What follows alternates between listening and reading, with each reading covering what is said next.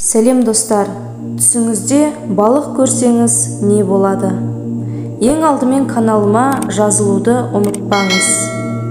Түсіңізде үлкен балықты алсаңыз, олжаға ие боласыз.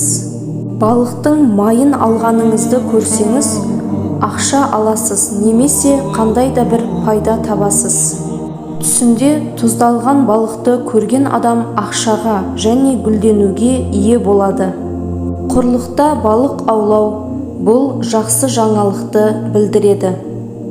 Жаңа ауланған тірі балық пәк және адалдықты білдіреді. Судан балық аулап жесеңіз, ұл туасыз.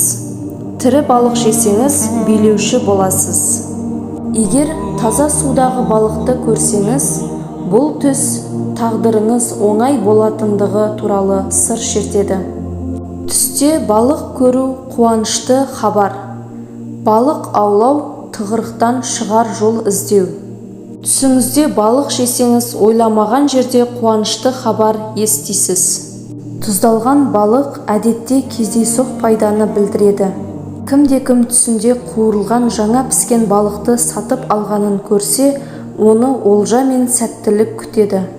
Егер түс көруші діндар болса, онда қуырылған балық тұрақты бизнесті, қабылданған дұғаны және үлкен пайданы білдіреді.